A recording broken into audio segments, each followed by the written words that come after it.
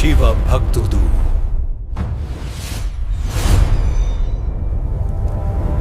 ఈ వీడియోలో మీరు తెలుసుకునే ముఖ్యాంశాలు: బిడ్డ కోసం పార్వతీదేవి పడే ఆవేదన, మాతృప్రేమ, శివుడు నందీశ్వరుని పిలిచి ఆజ్ఞాపించుట, ప్రమథగణములతో నంది శరవణ సరస్సుకు ప్రయాణం, షణ్ముఖిని దర్శించి నంది చేసిన స్థుతి, తారకాసుని ఆగడాల గురించి వివరింపు, దేవతల సేనాధిపతిగా మారాల్సిన సమయం ఆసన్నమైనదని కార్తికేయునికి నంది బోధ, లోక కళ్యాణార్థం కుమారస్వామి తన బాధ్యతను తెలుసుకుని ఈ అద్భుతమైన ఘట్టాన్ని తప్పకుండా చూడండి. అలాగే ఛానల్ కు సభ్యత్వం పొందండి, లైక్ చేయడం మర్చిపోవద్దు. వాగర్థావివ సంపృక్తౌ వాగర్థ ప్రతిపత్తయే జగతః పితరౌ వందే పార్వతీ పరమేశ్వరౌ.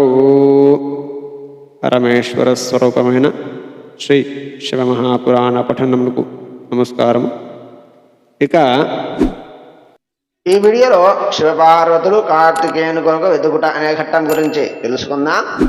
నారదుడు బ్రహ్మదేవుడితో ఇలా అంటున్నాడు: ఓ దేవదేవ, ప్రజాపతి విధి తర్వాత ఏమైనది?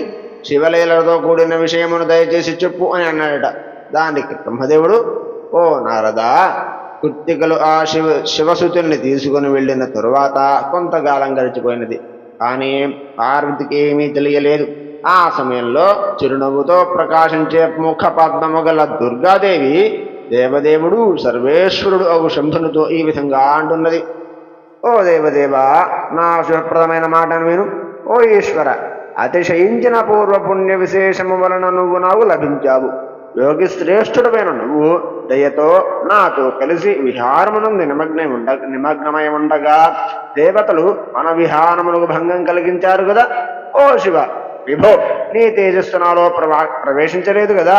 ఓ దేవ, ఆ తేజస్సు ఏమైనది? దానిని ఏ దేవత దాచాడు? మహేశ్వర, అమోఘమైన నా స్వామి యొక్క తేజస్సు వ్యర్థమైనట్లేనా? ఆ తేజస్సు శివుగా మారిందా, మార్పు చెందిందా లేదా? అయితే ఆ శిశువు ఎక్కడ ఉన్నది అని అడిగినదట పార్వతి. ఓ నారద, ఆ జగదీశ్వరుడు పార్వతి యొక్క మాటలు విని నవ్వి దేవతలను మరియు మునులను ఆహ్వానించి వారితో ఇలా అంటున్నాడు: ఓ దేవతామూర్తులారా, నా మాట వినండి. పార్వతి నన్ను ఏమడిగిందో విన్నారుగా. అమోఘమైన నా తేజస్సు నుండి జన్మించిన శిశువును ఎవరు దాచారు? ఒకవేళ భయము వలన వెంటనే చెప్పలేకపోయినా ఆ వ్యక్తిని నేను శిక్షించను. అతడు శిక్షించడానికి తగినవాడు కాదు అని అన్నాడు. అని ఏ రాజు దండించవలసిన వాడిని దండించడో, ఏ రాజు ప్రజాధనమును భక్షిస్తాడో ఆ రాజు ప్రజల చేతే బాధింపబడతాడు అని అన్నాడు. అలాగే దేవతలు శంభుడు చెప్పిన మాటలు విన్నారు. వారిలో వారు పరస్పరం సంప్రదించుకుని అందరూ భయపడుతూ శంభుని ఎదుట వరుసగా ఒక్కొక్కరు వచ్చి ఇలా చెప్పాము నారద. మొదటిగా విష్ణుమూర్తి: శంకర, ఈ భరత ఖండమనందు ఎవరు నీ శిశువును దాచారో వారు శాశ్వతముగా మిథ్యావాదులు గురుగాక. సమాగము చేసేవారు గురువును నిందించుట ఎందు ఆసక్తి గలవారు ఎలాగవుతారు అని అన్నాడు విష్ణుమూర్తి. ఆ తర్వాత నేను బ్రహ్మదేవుడు: నీ తేజస్సును దాచిన వ్యక్తి భారతదేశంలోని పుణ్యక్షేత్రములను నిన్ను సేవించడానికి పూజించడానికి అర్హత పోగొట్టుకుంటాడు అని అన్నాను. ఆ తర్వాత లోకపాలుడైన ఇంద్రుడు: నీ తేజస్సు నుండి పుట్టిన శిశువును దాచిన పాపాత్ముడు పతీతుడవుతాడు. వాడి తపస్సు పుణ్యకర్మలు వ్యర్థమవుతాయి, వారి సంతానము నష్టమవుతుంది అన్నాడు. ఆ తర్వాత దేవతలు నే శిశువును దాచిపెట్టిన వాడికి వాగ్దానము చేసి దాని నెరవేర్చని మూర్ఖునకు లభించే పాపం చుట్టుకుంటుంది అని అన్నారు. ఆ తర్వాత దేవతా పత్నులు: ఏ స్త్రీ శిశువును దాచిపెడుతుందో అటువంటి స్త్రీకి భర్తను నిందించి పరపురుషులతో సమాగము చేసి తల్లి బంధువులకు కూడా దూరమైన పాపాత్మురాలు పాపమును చుట్టుకుంటుంది అని అన్నారు.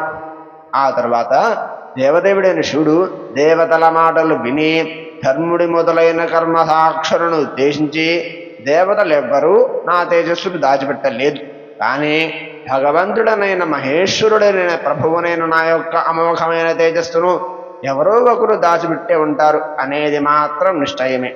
వీరందరూ సమస్త కర్మలకు సర్వకాలములకు కాలముల యందు సాక్షులుగా ఉన్నారు. మీకు తెలియని దాపరికం అనేది ఉంటుందా? కనుక మీకు తెలిసిన సత్యాన్ని నిర్భయంగా చెప్పండి అని అన్నాడు. ఈశ్వరుని మాటలు విని ఆ సభలోని వారంతా వణికిపోయారు. ఒకరి ముఖాలు ఒకరు చూసుకుంటూ ప్రభువు ఎదురుగా వరుసగా వచ్చి ఈ విధంగా అంటున్నారు. ముందుగా బ్రహ్మదేవుడు మొదలుపెట్టాడు. అనగా నేనే కోపించిన శంకరుని యొక్క అమోఘమైన తేజస్సు యొక్క సారభూతలం భూమి మీద పడింది. నాకు అంతవరకే తెలుసు అని చెప్పాను. ఆ తర్వాత భూదేవి, ఓ పరమాత్మ, నేను సహించడానికి శక్తి కాని ఆ శివ తేజస్సును ధరించడానికి శక్తి చాలని నేను అగ్ని ఎందు ఉంచాను. నేను బలహీనురాలని, నన్ను క్షమించు అని అంటూ ప్రార్థించింది. ఆ తర్వాత అగ్నిదేవుడు, ఓ శంకర, ఆ సమయానికి పావురం రూపంలో నన్ను నేను సహించ శక్తిగానే నీ తేజస్సును ధరింపలేక కైలాస పర్వతం నందు వెంటనే ఉంచేశాను, అనగా హిమవత్ పర్వతం పైన ఉంచాను అని అన్నాడు. ఆ తర్వాత కైలాస పర్వతం అనగా హిమవత్ పర్వతము లోకమును రక్షించు శంకర, పరమేశ్వర, నేను దుస్సహమైన నీ తేజస్సును ధరించలేక వెంటనే గంగా నదిలోనే ఉంచాను అని చెప్పింది. గంగాదేవి, లోకం రక్షించే శంకర, ప్రభో నాథ, నీ తేజస్సును సహించలేక నేను చాలా కంగారు పడి దానిని రెల్లుగడ్డిలో ఉంచాను అని అన్నది. దానికి తర్వాత వాయువు, ఓ శంభో, ఆ తేజస్సును రెల్లగడ్డ ఎందు ఉంచిన వెంటనే బాలుగుడు అయినది. గంగానదీ తీరంలో ఆ బాలుడు మిక్కిలి ప్రకాశించాడు అని అన్నాడు. ఆ తర్వాత సూర్యుడు, ఓ ప్రభో, కాలచక్రము చేత ప్రేరితుడైన నేను ఏడుస్తున్న బాలులను చూశాను. కానీ రాత్రిపూట అక్కడ నిలబడడానికి ఉండడానికి సామర్థ్యము లేనివాడిని కదా, అందుకని అస్తమయానికి వెళ్ళిపోయాను అని చెప్పాడు. ఆ తర్వాత చంద్రుడు, ఓ శంకర, పిల్లవాడు ఏడవడం చూసిన కుర్తికలు పిల్లవాడిని తీసుకుని బదరికాశ్రమంలోని వారింటికి తీసుకుని వెళ్ళారు అని చెప్పాడు చంద్రుడు. ఆ తర్వాత జలము, ఓ ప్రభు, వారు సూర్యకాంతితో ప్రకాశిస్తున్న ఆ శిశువును ఏడుస్తూ ఉండగా తీసుకుని వెళ్ళి వారు పాలు ఇచ్చి పెంచారు అని చెప్పినారు. ఆ తర్వాత సంధ్య, ఆ కృత్తికలు అడవిలో దొరికిన ఆ బాలుని ప్రేమతో పెంచి పోషించి అతనికి ఉత్సాహంతో కార్తికేయుడు అని నామకరణం కూడా చేశారు అని చెప్పింది. ఆ తర్వాత రాత్రి వారు ఆ బాలుని తమ దృష్టి పథము నుండి తప్పించుకునే విధంగా పెంచుతున్నారు. అంటే క్షణం కూడా ఆ బాలుడిని వదలకుండా పెంచుతున్నారు. ఆ బాలుడు వారికి ప్రాణముల కంటే ఎక్కువ ప్రేమైన వాడైనాడు. ఎవరు శిశువుని పెంచుతారో వారికి ఆ శిశువు పుత్రుడవుతాడు అని చెప్పినది. పగలు వారు ఆ బాలకునికి శ్రేష్టమైన వస్త్రములను అలంకారములను ఏరి కోరి ధరింపజేశారు. వృక్షములు శ్రేష్టమైన పదార్థములను తినిపిస్తున్నారు అని అన్నాడు. ఓ నారద, త్రిపురారి అని శివుడు వారందరూ చెప్పిన మాటలు విని ఆనందించి బ్రాహ్మణులకు ప్రీతితో అనేక దక్షిణలు ఇచ్చాడు. పుత్రుని వార్త విన్న పార్వతీ మనస్సులో మిక్కిలి సంతోషించినది. బ్రాహ్మణులకు కోటి రత్నములను వివిధమైన ధనములను ఇచ్చినది. లక్ష్మి, సరస్వతి, మేనక, సావిత్రి మరియు ఇతర దేవతా స్త్రీలు, విష్ణువు మొదలు గల సమస్త దేవతలు బ్రాహ్మణులకు దానమును కూడా ధనమును కూడా ఇచ్చారు. తరువాత దేవతలు, మునులు పర్వతమును ప్రోత్సహించగా ఆ ప్రభుడు తన పుత్రుడు ఉన్న ప్రాంతానికి గణములను దూతలను పంపగా వీరభద్రుని, విశాలాక్షుని, శంఖకరుణిని, పరాక్రముని, నందీశ్వరి, మహాకారుని, వజ్రధ్రంశ్రీ, మహోన్మదుని, గోకర్ణాష్కుడిని, దధిముఖిని, అగ్నిజ్వలల వలె ప్రకాశిస్తున్న 1,00,000 మంది క్షేత్రపాలుగులను, 3 లక్షల భూతాలను, రుద్రాలను, శివునితో సమానమైన పరాక్రమము గల భైరవులను, వికృత రూపము గల ఇతరులను లెక్కలైనంత మందిని పంపించాడు. ఓ నారద, అనేక శస్త్రాస్త్రములు చేతులందు ధరించి గర్వించియున్న ఆ శివదూతలు అందరూ కృత్తికల భవనమును చుట్టుముట్టారు. ఆ కృత్తికలు వారందరిని చూసి భయముతో కంగారుపడుతూ ఆ విషయాన్ని బ్రహ్మ తేజస్సుతో వెలిగిపోతున్న కార్తికేయునితో ఇలా అంటున్నారు. ఓ కుమార, మన ఇంటిని లెక్కలైనంత సైన్యం సమూహాలుగా చుట్టుముట్టు ఉన్నాయి. ఇప్పుడు ఏమి చేద్దాము? ఎక్కడికి వెళదాము? మనకి గొప్ప భయమే వచ్చినది అని అన్నారు. ఆ కృత్తిగా పుత్రుడు కుమారస్వామి వారితో, ఓ మంగళమూర్తులారా, భయము విడిచిపెట్టండి, నేనుండగా నీకు భయము ఎందులకు? తల్లులారా, నేను ఆపడానికి వీలు కాని బాలుడని, నన్ను ఎవరు ఆపగలుగుతారు అని అన్నాడు. ఇంతలో సేనాధిపతి అయిన నందీశ్వరుడు బయట నుండి కృత్తికలతో ఈ విధంగా అంటున్నాడు. ఓ తల్లులారా, ఓ సోదర, నా సంగతి ఎంతా చెబుతాను వినండి. లయకర్త మహేశ్వరుడైన శంకరుడు నన్ను పంపించాడు. కుమారా, బ్రహ్మ, విష్ణువు, శివులు, సమస్త దేవతలు కైలాసంలో మహా ఉత్సాహంతో మంగళకరమైన సందర్భంలో సభ తీర్చి ఉంచారు. అప్పుడు పార్వతీ సభలో అందరికీ శుభాన్ని కలిగించే శంకరుని సంబోధించి నిన్ను వెతికించమని చెప్పినది. అప్పుడు శివుడు దేవతలందరినీ నీ గురించి ప్రశ్నించాడు. వారంతా ఒకరి తర్వాత మరొకరు సముచితమైన సమాధానములు చెప్పారు. ధర్మాధర్మములైన కర్మలకు సాక్షులుగా ఉండే ధర్ముడు మొదలైన వారంతా ఈశ్వరుడితో నువ్వు కృత్తికల ఇంట్లో ఎక్కడ ఉన్నావని చెప్పాడు. పూర్వము పార్వతీ పరమేశ్వరుడు ఏకాంతంలో విహరిస్తున్నారు. దేవతలు వారి ఏకాంతానికి భంగం కలిగించారు. అప్పుడు శివుని తేజస్సు భూమికి సంక్రమించినది. ఆ తేజస్సును భూమి అగ్నియందు, అగ్ని కైలాస పర్వతమునందు, కైలాస పర్వతుడు గంగయందు, గంగ తన తరంగముల వేగంతో రెల్లుగడ్డి వనంలో ఉంచారు. అప్పుడు నువ్వు దేవకార్యం కోసం బాలుడివే జన్మించావు. కృత్తికలు నిన్ను అక్కడ చూశారు. ఇప్పుడు నువ్వు కైలాసానికి వెళ్ళు. శంభుడు దేవతలందరితో కలిసి నీకు అభిషేకం చేస్తారు. నీకు అనేక విధములైన ఆయుధాలు లభిస్తాయి. తారకాసులను నువ్వు సంహరించగలుగుతావు. నువ్వు సమస్త జగత్తులను లయం చేసే రుద్రుడు కుమారుడివి. నిన్ను దాచే సామర్థ్యము ఈ కృత్తికలకు లేదు. ఎండిన మ్రాను తోవలో అగ్నిని ఎలా దాచి ఉంచగలము? బ్రహ్మాండములన్నిటూ అధికమైన ప్రకాశము గల నువ్వు వీరి ఇంటిలో ఉండటం బాగుండలేదు. నూతిలో ఉన్న మదపుటేనుకు ప్రకాశించదు కదా. మానవుని దృష్టికి సూర్యుని కనిపించకుండా చేయటం చంద్రకాంతి కప్పివేయలేదు కదా. అది చంద్రకాంతి సాధ్యం కాని పని కదా.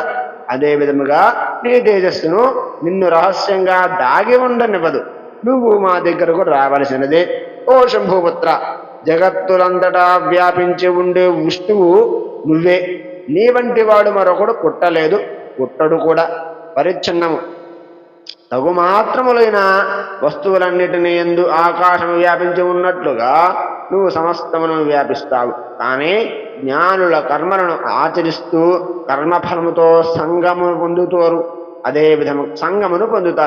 అదేవిధంగా యోగేంద్రుడు అయిన నీకు కూడా సంసారం అనే పూత లేదు. ప్రపంచమును పోషిస్తున్న నువ్వు జగత్తుతో సంపర్కమును పొందావు. యోగి యొక్క ఆత్మ త్రిగుణాతీతమై ఉంటుంది కదా. అదే విధముగా ఈ ప్రపంచమును సృష్టించి రక్షించే తేజోరాశివైన నువ్వు త్రిగుణాలకు అంతర్గతుడివై లేవు. ఓ సోదరా, నిన్ను తెలుసుకొని మానవులు భ్రష్టమైన బుద్ధి గలవారు అవుతారు. కప్పలు పద్మాలు ఒకే సరస్సులో ఉంటాయి, కానీ కప్పలు పద్మాలను ఆదరించవు కదా అని అన్నాడు. ఆ మాట విన్న కార్తికేయుడు నందీశ్వరునితో ఇలా అంటున్నాడు. ఓ సోదరా, నీకు సమస్తము తెలుసని నాకు తెలిసినది. నువ్వు త్రికాల జ్ఞానవి. మృత్యుంజయుడైన శివుడిని ఆశ్రయించిన నిన్ను ఏమని పొగడాలి? ఓ సోదర, ప్రాణులు వారి యొక్క పూర్వకర్మలను అనుసరించి ఎటువంటి యోనుల యందు జన్మిస్తారో వాటి ఎందే ఆనందమును పొందుతూ ఉంటారు. ప్రకృతి యొక్క అంశములైన ఈ కృత్తికలు జ్ఞానము గల యోగినులు. నేను వీరి స్తన్యమును చేత వీరి దగ్గర పాలు త్రాగి పెరిగాను. వీరు చేసిన నిరంతర సేవ చేత పెరిగి పెద్దవాడని కూడా అయ్యాను. నేను వీరి పెంపుడు కుమారుడిని. ఈ స్త్రీలు నా వంశమునకు చెందిన వారే. వీరు ఆ ప్రకృతి యొక్క అంశలే. నేను ఆ స్వామి యొక్క తేజస్సు నుండి జన్మించాను. ఆ విషయం నాకు అర్థమైనది. ఓ నందీశ్వర, పార్వతితో నా బంధుత్వానికి ఏ విధమైన భంగము లేదు. ఆమె నాకు ధర్మసిద్ధమైన తల్లి. వీరు కూడా నాకు తల్లి లాంటి వారే అనే విషయాన్ని అందరూ ఒప్పుకోవలసినదే. నిన్ను శంభుడు పంపించాడు. మహాత్ముడు అయిన నువ్వు శంభుని పుత్రుడితో సమానమైన వాడివి కదా. నేను నీతో వస్తాను, దేవతలందరినీ చూస్తాను అని చెప్పి కార్తికేయుడు కృత్తికల అనుమతి తీసుకొని శంకర గణములతో పాటు ప్రయాణమై బయలుదేరాడు. నారద, హరి ఓం తత్సతో. ఇంతటితో శివపార్వతులు కార్తికేయుని కొరకు దిగుట అనే ఘట్టం పరిసమాప్తి. రేపటి వీడియోలో కుమారుడు కృత్తికల దుఃఖమును తొలగించుట, అభిషిక్తుడై తారకును సంహరించుటకు బయలుదేరుట అనే ఘట్టం గురించి తెలుసుకుందాం. స్వస్తి. ఇప్పటి వరకు చూసిన ప్రతి ఒక్కరికి ధన్యవాదాలు. ఇలాంటి అద్భుతమైన వీడియోల కోసం ఇప్పుడు శివభక్తుడు ఛానల్ని సబ్స్క్రైబ్ చేసుకోండి.